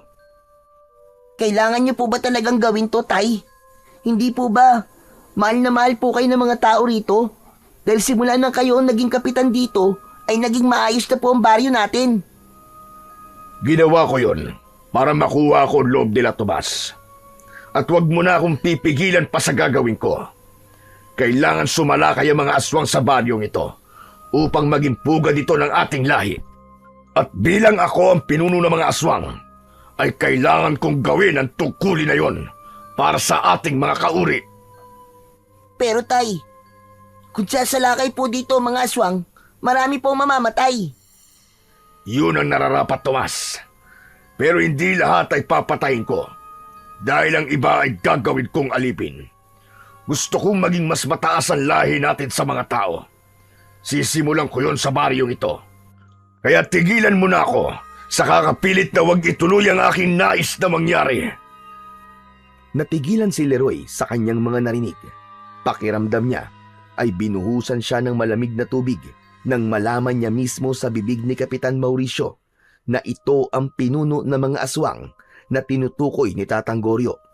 Napagtanto niya na kaya siya nahihirapan na malaman kung sino ang pinuno ng mga aswang ay dahil hindi niya inisip na si Kapitan Mauricio yon, dahil tatay ito ng matalik niyang kaibigan. Doon niya napagtanto na kaya wala si Tomas sa sarili nito nung mga nakaraang araw ay dahil nalaman nito ang plano ni Kapitan Mauricio. Kaya siya nito nais umalis ay dahil nais siya nitong iligtas. Base sa narinig niya ay tutol si Tomas sa plano ng kanyang ama. Sa pagsapit ng kabilugan ng buwan, ay mangyayari na ang pagsalakay ng mga aswang, Tomas. Nais kong manood ka sa gagawin ko at ng ating mga kauri. Kailangan mong makita kung paano kami pumatay ng mga tao. Dahil kapag nasa ustong edad ka na, ay sasalinan na kita ng pagiging aswang. Ayoko, tay. Ayoko maging aswang. At huwag mo sabihin na kauri mo ko dahil hindi mo ako kadugo. Akala niyo ba hindi ko alam na hindi mo naman talaga ako totoong anak? Anak ako ng nanay ko sa ibang lalaki. At kanino mo naman narinig ang kasinungalingang yan? Sa nanay ko po bago po siya namatay. Sinabi niya sa akin ang lahat. Gusto niyang umalis ako sa poder mo. Pero bata pa ako nun. At hindi ko pa kayang mabuhay ng mag-isa. Kaya hindi ako papayag na isalin mo sa akin ang pagiging aswang mo dahil hindi mo ako anak. Nang sandaling yon ay hindi na nakatiis na sumilip ni Leroy sa bintana. Nanlaki ang mga mata niya nang biglang sinampal ni Kapitan Mauricio si Tomas. Sa lakas ng sampal ay natumba si Tomas at pumutok ang labi. Wala kang utang na loob. Magpasalamat ka at pinalaki kita at binuhay kita kahit anak ka ng nanay mo sa pagkakasala. Kaya bilang kabayaran sa pagtataksil ng ina mo, ay wala kang magagawa kundi tanggapin na darating ang panahon na magiging kagaya rin kita. Mabilis na yumuko si Leroy nang mapansin niyang mapapatingin si Kapitan Mauricio sa bintana. Napapitlag siya nang biglang sumarado ng malakas ang bintana. Hindi na rin siya nagtagal doon dahil baka mahuli pa siya ng kapitan. Tahimik siyang naglakad papalayo, dala ang mga revelasyon na parang bombang sumabog sa kanyang harapan. Nang makarating si Leroy sa bahay-bahayan niya sa gubat, ay pabalik-balik siyang naglalakad sa iisang direksyon. Hindi siya mapakali. Hanggang sa sandaling yon, ay pilit pa rin pinoproseso ng utak niya ang lahat ng kanyang natuklasan. Si Kapitan Mauricio ang pinuno ng mga aswang at hindi niya tunay na anak si Tomas. Kung ganun, kailangan kong iligtas si Tomas kay Kapitan. Kung ayaw ni Tomas na maging aswang, ay mas lalo kong dapat na mapatay si Kapitan. Dahil doon ay mas lalong tumibay ang determinasyon ni Leroy. Hindi na lang yun laban para sa mga tao sa baryo nila, kundi laban na rin yun para sa buhay ng kanyang nag-iisang kaibigan na si Tomas. Kinabukasan ay nagtungo si Leroy sa bahay ni na Tomas. Lakas loob siyang kumatok sa pinto ng bahay na yon dahil nais niyang makausap ang kanyang kaibigan.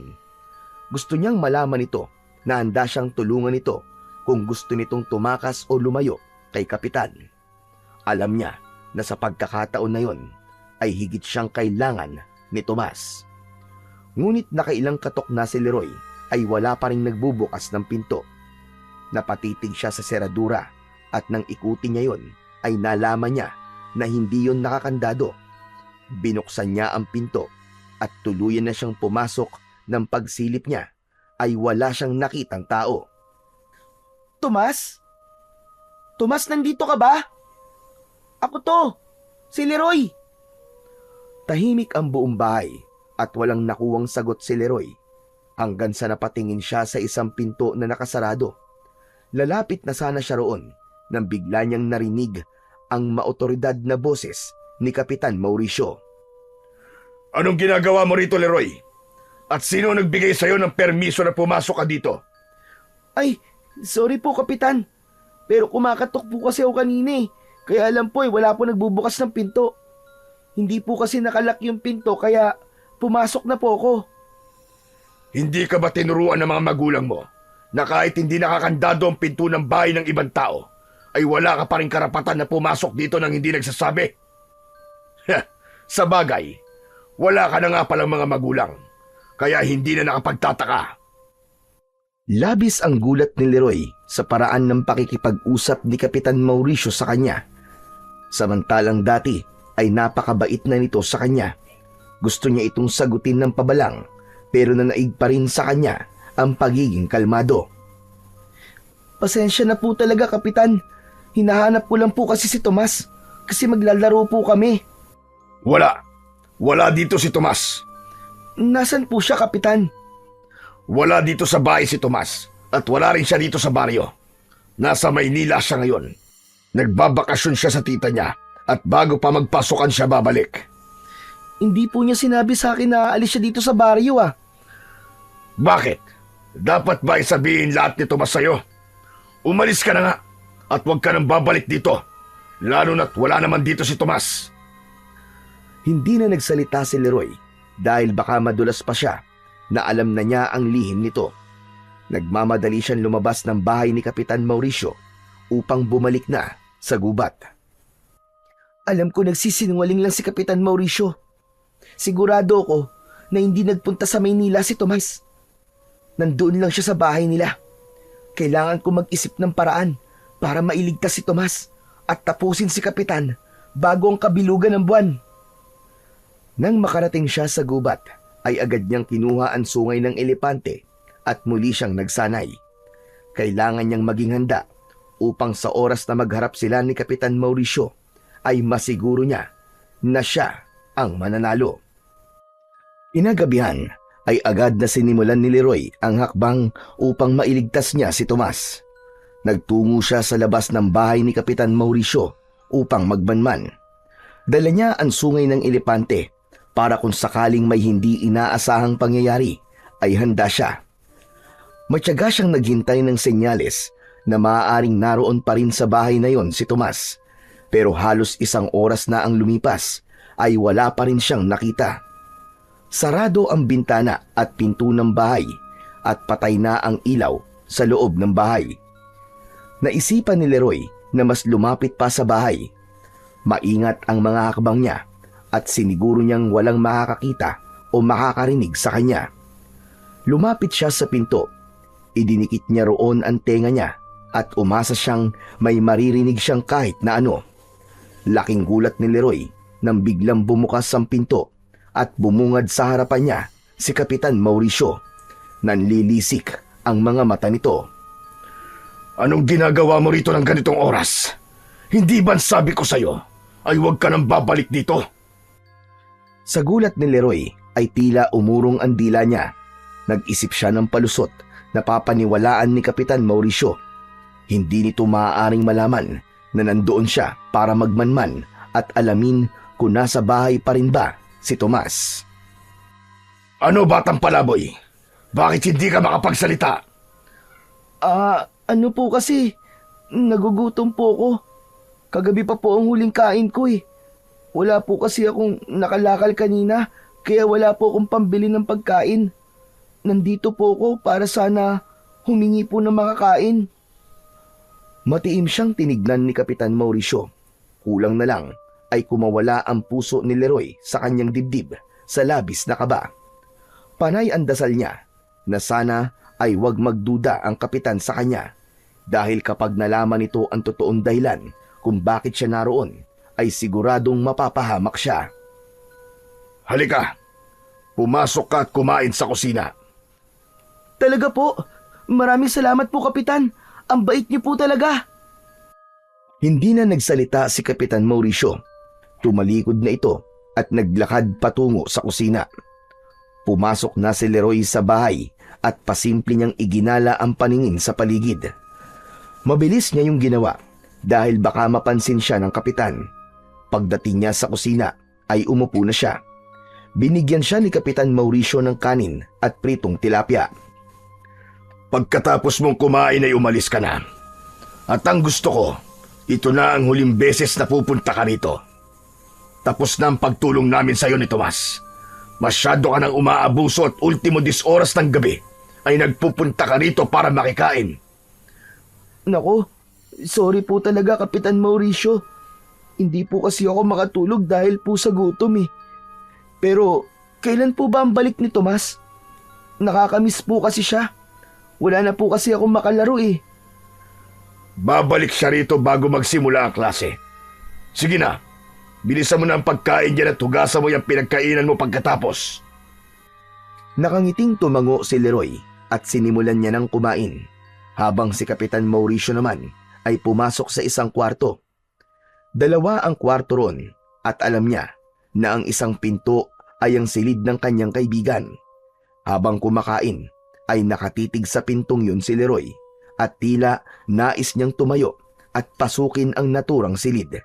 Yun nga lang ay pinapangunahan siya ng takot na mahuli siya ni Kapitan Mauricio. Iba na rin ang pakiramdam ni Leroy habang nasa loob siya ng bahay ni Kapitan Mauricio at hindi na yun kagaya ng dati na kampante siya. Simula nang malaman niya na ang kapitan ang pinuno ng mga aswang na hinahanap niya, pakiramdam niya anumang sandali ay may hindi magandang mangyayari. Kaya kasabay ng pagmamatsyag niya ay alerto siya at nakapatong sa hita niya ang sungay ng elepante. Bumalik si Leroy sa gubat na bigong malaman kung nasa bahay pa ni Kapitan Mauricio si Tomas. Hindi niya maiwasang isipin na baka nasa panganib ito o may nangyayari na ritong hindi maganda. Kaya nang makarating siya sa kanyang bahay-bahayan ay agad siyang nagdasal na bigyan ng Diyos ng proteksyon si Tomas. Matapos magdasal ay naupo lang siya sa nakausling ugat habang nakatingin sa kawalan. Hanggang sa sandaling yun ay hindi pa rin siya makapaniwala na isang napakabigat na responsibilidad ang nakaatang sa kanyang balikat. Bakit kasi hindi pa nagpapakita si Tatang Goryo sa akin hanggang ngayon? Kung kailan kailangan ko siya, saka naman siya biglang nawala. Parang pinagtitripan niya ako ah. Tatang Goryo, nasan ka na ba? Matapos yung sabihin ni Leroy ay nagulat siya at napatayo nang makita si Tatang Goryo na lumabas mula sa dilim. Maaliwalas ang ngiti nito habang naglalakad palapit sa kanya. Tatang Goryo, mabuti naman at nagpakita ka na sa wakas. Ano nangyari sa inyo? Bakit po simula nang ipinagkaloob niyo po sa akin ang sungay ng elepante ay hindi na po kayo nagpakita sa akin? Hindi mo naman ako tinatawag eh. Kaya hindi ako nagpapakita sa'yo. Akala ko kaya mo na. O tignan mo ngayon, isang tawag mo lang sa akin ay nandito na ako. Dapat po yung sinabi niyo kagad sa akin yan. Mag-isa lang tuloy akong nagsanay sa paggamit ng sungay ng elepante. Pambira naman kayo oh. Pero kahit mag-isa ka, ay nakita ko naman na kaya-kaya mo. Matalino ka, Leroy. Palagi ako nakabasid sa'yo. Kaya alam ko ang lahat. At alam ko na natuklasan mo na rin kung sino ang pinuno ng mga aswang. Isang malalim na paghinga ang pinakawalan ni Leroy ng mga sandaling yon. Hindi ko alam, Tatang. Pero kahit may mahiwagang sandata na ako, ay parang pakiramdam ko, hindi pa rin ako mananalo kay Kapitan Mauricio. Natatakot pa rin po akong harapin siya. Kapag ganyan ang iniisip mo, ay talo ka na kagad kahit hindi pa nagsisimula ang laban. Ang sandata na gaya ng sungay ng elepante ay isa lang kasangkapan, pero ang tunay na magpapanalo sa'yo ay ang sarili mong kakayahan at ang tapang sa iyong puso. Pero siya po ang leader ng mga aswang eh. Paniguradong mas malakas siya kumpara sa ibang aswang. At ako, isa lang po akong palaboy na walang alam sa pakikipaglaban. Kaya nga po hanggang ngayon eh, hindi pa rin po ako makapaniwala sa sinabi niyo na ako ang karapat dapat na maging tagapagtanggol ng baryong to. Leroy, alam kong bata ka pa, Pero kailangan mong maintindihan na ikaw dapat ang kauna-unahang maniniwala sa sarili mo. Kailangan mong subukan ng isang bagay bago mo malaman kung kaya mo ba to o hindi. Maniwala ka. Mananalo ka sa laban na ito kung magtitiwala ka lang sa sarili mo. Tumango si Leroy. Kahit paano ay nakatulong sa kanya ang mga sinabi ni Tatang Goryo. Napayuko siya at pinag-isipan niya ang susunod niyang gagawin. Sa pag-angat ng mukha niya ay wala na si Tatang Goryo sa kanyang harapan. Kinabukasan ng umaga, pagkagising ni Leroy ay may kakaibang tapang siyang naramdaman sa kanyang dibdib. Pakiramdam niya ay dahil yon sa mga sinabi ni Tatang Goryo nang magkausap sila nung nakaraang gabi. Agad niyang kinuha ang sungay ng elepante at kahit hindi pa kumakain ay nagsanay na siya sa paggamit nun. Isang puno ang inisip niya na kunwaring aswang. Inatake niya yon gamit ang sungay ng elepante. Hinampas niya yon gamit ang mas matabang dulo ng sungay, habang ang matulis na dulo naman ay bilang panaksak. Humihingal si Leroy makalipas ang halos 1 oras ng pagsasanay. Mas buo na ang loob niya ng oras na yun at sinabi niya sa sarili niya na kailangan niya nang gawin ang dapat ay dati pa niyang ginawa. Kung hindi kagad siya kikilos ay mangyayari ang pangitain ni Tatang Goryo at kapag nangyari yun ay baka mas mahirapan siyang ipagtanggol ang mga tao sa baryo dahil mas marami na siyang kakalabaning mga aswang. Matapos magsanay ng konting oras, ay nagtungo muli si Leroy sa bahay ni Kapitan Mauricio. Nagmatsyag siya sa hindi kalayuan. Alam niya na sa mga oras na yon ay aalis ang kapitan para magtungo sa barangay hall. Hindi nga nagtagal ay lumabas na si Kapitan Mauricio mula sa bahay at naglakad palayo. Wala nang sinayang na sandali si Leroy.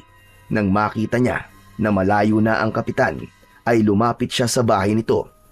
Umikot siya sa paligid ng bahay at hinanap niya ang bintana na sa kwarto ni Tomas. Kinatok niya ang bintana ng 3 beses. Tomas? Tomas, nandiyan ka ba? Tomas! Wala siyang nakuwang sagot. Kung nandiyan ka sa loob, ay gumawa ka ng ingay. Katukin mo ng 3 beses tong bintana. Naghintay ng ilang segundo si Leroy. Malakas ang kabog ng dibdib niya habang naghihintay ng pagkatok mula sa loob. Ngunit wala pa rin siyang narinig. Siguro nga'y wala talaga dito si Tomas. Tumalikod na si Leroy, pero nakakaisang hakbang pa lamang siya nang may kumatok ng 3 beses mula sa loob ng bahay ni Kapitan Mauricio. Bumangon ang pag-asa sa puso niya at bumalik siya sa tabi ng bintana. Tomas! Tomas, ikaw ba yan? 3 katok ang sumagot sa kanya. Kailangan mo ba ng tulong, Tomas? Muli ay nakarinig si Leroy ng 3 magkakasunod na pagkatok. Huwag ka mag-alala. Ililigtas kita. Bahagyang lumayo si Leroy sa bintana. Maigpit niyang hinawakan ang sungay ng elepante gamit ang 2 niyang kamay. Itinapat niya ang matulis na dulo nun sa bintana at ubod lakas niya yung isinaksak doon. Agad na nabutas ang bintana. Sunod na ginawa niya ay paulit-ulit niyang hinampas ang mas matabang dulo ng sungay sa bintana. Sa lakas ng pagkakahampas niya ay 3 beses niya lang yun hinampas. Nasira na kagad ang bintana. Pagsilip ni Leroy sa loob ay hindi siya makapaniwala sa kalagayan ni Tomas doon. Nakatali ang mga kamay nito at maging ang mga paa. May piring ang mga mata nito at may busal sa bibig. Kaya pala hindi ito makapagsalita ay dahil doon. Pumasok siya mula sa sinira niyang bintana at una niyang inalis ang piring at busal sa bibig ni Tomas. Iyak nang iyak si Tomas nang makita nito si Leroy. Tulungan mo ako, Leroy. Ayoko na dito. Si tatay, isa siyang aswang. At plano niyang utusan na sumalakay dito sa baryo ang mga alagad niyang aswang. Tulungan mo ako, Leroy. Alam ko, Tomas. Alam ko na yun. Narinig ko ang pag-uusap niyo nung gabi na pumunta ako rito. kasi kakausapin sana kita para tanungin kung bakit gusto mong umalis ako dito sa baryo. Alam ko na rin na hindi ka niya anak. Pero saka na tayo mag-usap. Kailangan makaalis na tayo dito bago pa bumalik si Kapitan Mauricio. Mabilis na kinalag ni Leroy ang pagkakatali ng mga kamay at paa ni Tomas. Inilalayan niya itong makatayo at makalabas mula sa bintana. Nasilaw si Tomas nang sumalubong dito ang liwanag sa labas. Napagtanto ni Leroy na matagal itong nakapiring dahil hindi ito sanay sa liwanag. Magkahawak ng kamay na patakbong lumayo sina Leroy at Tomas sa bahay ni Kapitan Mauricio. Pagdating nila sa bahay-bahayan ni Leroy sa gubat, ay pinainom muna niya ng tubig si Tomas. Hinayaan niya itong makabawi ng lakas kahit paano. Ano ba nangyari at itinali ka ni Kapitan Mauricio? Tutol kasi ako sa gusto niyang mangyari, Leroy. Tinakot ko siya. Nasasabihin ko sa mga tao ang sikreto niya, kaya itinali niya ako at ikinulong sa bahay. Ayoko na dito, Leroy. Kapag nakuha ulit ako ni tatay, ay baka tuluyan niya na akong gawing aswang. Umalis na tayo dito. Magpunta tayo sa malayong lugar. Kapag umatake ang mga aswang, ay baka mamatay tayo sa dami nila. Hindi, Tomas. Hindi ako maaaring umalis. May tungkulin ako na kailangan gampanan sa baryo natin. Ikinalulungkot ko, pero kailangan kong harapin at patayin ang tatay mo para hindi na matuloy ang pagsalakay ng mga aswang dito sa baryo. Wala na akong pakialam kung anong gagawin mo sa kanya. Dahil alam kong hindi niya ako itinuring na anak. Tsaka hindi naman niya talaga ako anak eh. Inalagaan niya lang ako para sa pansarili niyang interes. Pero Leroy, paano mo lalabanan ng isang pinuno ng mga aswang? Hindi sa minamaliit kita, pero baka mamatay ka lang. Wala kang dapat na ipag-alala, Tomas. Dahil may ibinigay na sandata sa akin ng isang ermitanyo, si Tatang Goryo. Ano? Sino naman si Tatang Goryo? Siya yung matandang lalaki na tinulungan ko noon. May kapangyarihan siya. At sabi niya sa akin, ay ako daw ang pipigil sa pagsalakay ng mga aswang dito sa baryo natin. Kinuha ni Leroy ang sungay ng elepante at ipinakita niya yon sa kaibigan niyang si Tomas. Ipinaalam niya rito ang pinagmulan ng makapangyarihang sandata na yon at kung paano niya yon magagamit sa pakikipaglaban sa mga aswang. Pero Leroy, sigurado ka bang kaya mong talunin si tatay? Kailangan kong subukan, Tomas. Pero ikaw, sigurado ka ba na ayos lang sa'yo na patayin ko siya? Oo, sigurado na ako, Leroy. Kung hindi siya mawawala, ay mas maraming tao ang mamamatay. Sa kagaya ng sinabi ko kanina, ginamit lang naman niya ako para magpatuloy ang lahi niya. Ayoko na magpagamit sa kanya, Leroy. Kaya kung kaya mo siyang tapusin mo na siya. Patayin mo siya. Marahang tumango si Leroy at tinapik niya sa balikat ang kaibigan niyang si Tomas, na hanggang sa sandaling yon ay bakas pa rin ang labis na takot sa muka. Pagsapit ng gabi ay nakaupo si Leroy sa nakausling ugat, habang si Tomas naman ay pinatago niya dahil may hinala sila na pupunta si Kapitan Mauricio roon para hanapin si Tomas. Hawak niya ang sungay ng elepante ng mga sandaling yon at kung kailanganin niya yung gamitin sa tunay na laban ay alam niyang handa na siya. Hindi nga nagkamali si Leroy dahil makalipas lamang ang ilang sandali ay dumating na si Kapitan Mauricio na may dalang lampara. Tumayo si Leroy at sinalubong niya ang matalim na tingin ng kapitan. Hoy, ikaw na palaboy ka! Magsabi ka nga sa akin ng totoo. Ikaw ba ang tumulong sa anak ko para makatakas? Hindi ka ba kinikilabutan na tinawag mong anak si Tomas? Walang ama ang itatali at ikukulong ang anak niya. At wala ring ama na gugustuhin na maging halimaw ang anak niya. Oo, Kapitan. Alam kong ikaw ang pinuno ng mga aswang at sisiguraduhin ko na ngayong gabi ay magwawakas na ang kasamaan mo. Kahanga-hanga ang tapang mo. Pero anong laban ang kagaya mo sa isang tulad ko? Bahagyang napaatras si Leroy nang sa isang kisap mata ay nag-anyong aswang si Kapitan Mauricio. Lumaki ang katawan nito at nadagdagan ang taas nito. Nagmistula itong halimaw na may mapupulang mga mata at mga ngipin na matutulis na kayang pumunit ng laman. Tutal, mukhang alam mo na rin ang lahat. Ay wala na akong ililihim sa'yo. Bibigyan pa kita ng pagkakataon, Leroy. Sabihin mo kung nasan si Tomas. Kapag sinabi mo sa akin kung nasan siya, ay hahayaan kitang mabuhay. Ikaw ang bibigyan ko ng pagkakataon, Kapitan. Huwag mo nang ituloy ang pag-utos mo sa mga alagad mong aswang na sumalaki dito sa baryo. At kapag ginawa mo yun, ay hahayaan kitang mabuhay.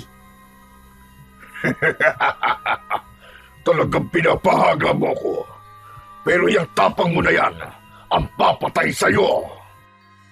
Mali ka, Kapitan. Nagkakamali ka. Dahil ang tapang na to, ito ang tatapos sa'yo.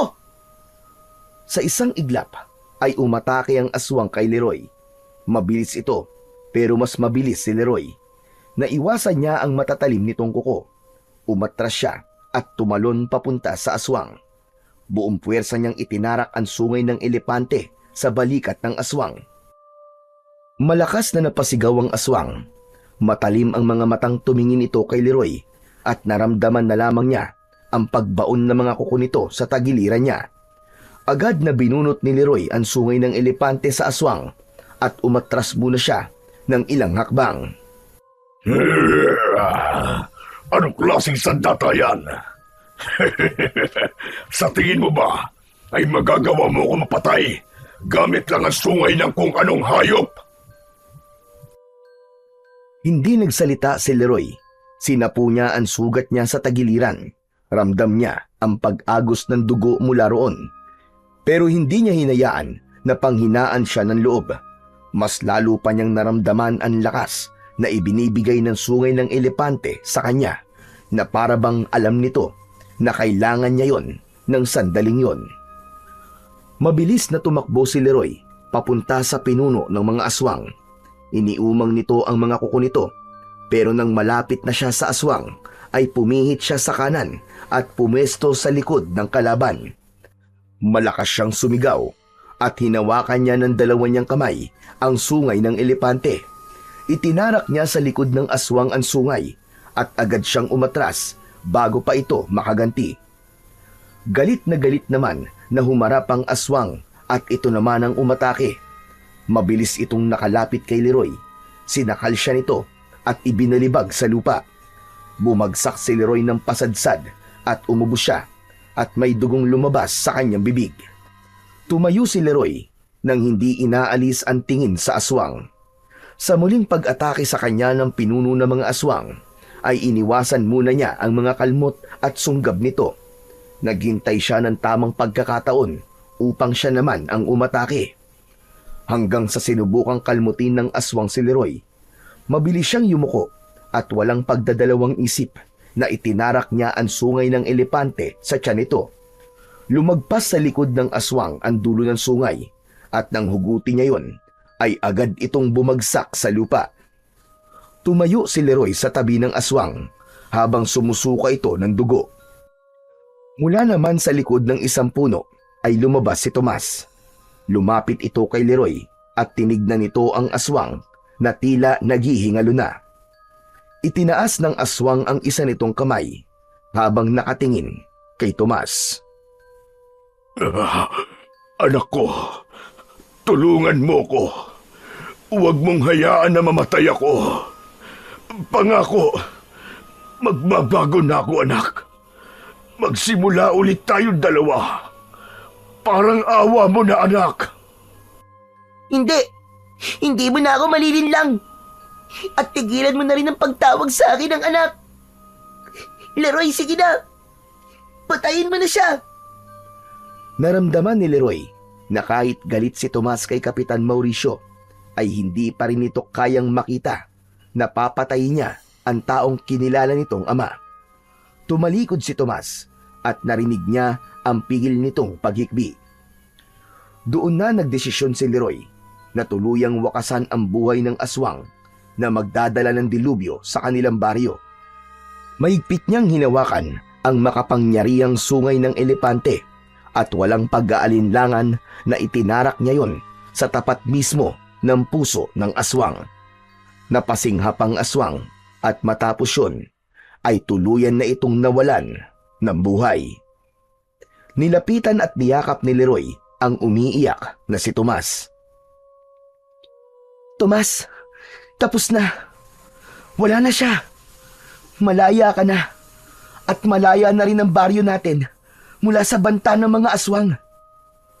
Kumalas si Leroy sa pagkakayakap sa kaibigang si Tomas nang makita niyang palapit sa kanila si Tatang Goryo. Huminto ito sa harapan nilang dalawa. Binabati kita sa tagumpay mo, Leroy.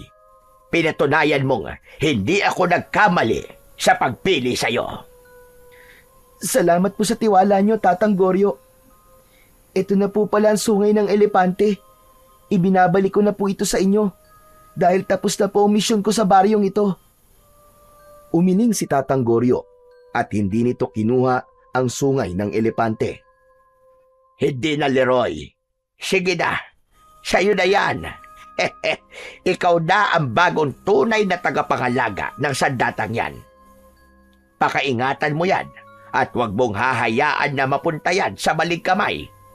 Naniniwala ko na hindi pa ito magiging huli mong pakikipaglaban sa kampon ng kadiliman. Yun na ang huling gabi na nakita ni Leroy si Tatang Goryo. Ilang araw ang lumipas ay may mga empleyado ng isang ahensya ng gobyerno ang tumulong kina Leroy at Tomas na madala sa bahay ampunan sa lungsod. Doon ay natutunan nilang maging masaya muli. Nakahanap sila ng mga bago nilang kaibigan na gaya nila ay mga wala na ring pamilya, ngunit patuloy pa ring lumalaban sa buhay. Tuluyan na ring ibinaon ni na Leroy at Tomas sa limot ang nangyari sa kanila sa baryong pinanggalingan nila. Dahil alam nila na yon ang daan para muli silang makapagsimula ng panibagong buhay. Hanggang sa lumipas ang ilang taon, si Tomas ay naging social worker habang si Leroy naman ay nagtatrabaho sa isang non-profit organization na tumutulong sa mga batang lansangan. Ngunit kahit nagbago na ang takbo ng kanilang mga buhay, isang bahagi ng nakaraan ang pinili ni Leroy na huwag kalimutan. At yun ay ang mahiwagang sungay ng elepante. At patuloy pa rin niyang pinangahawakan ang pangako niya na hindi siya magdadalawang isip na muli yung gamitin kung kinakailangan sa pagharap sa mga kampon ng kadiliman.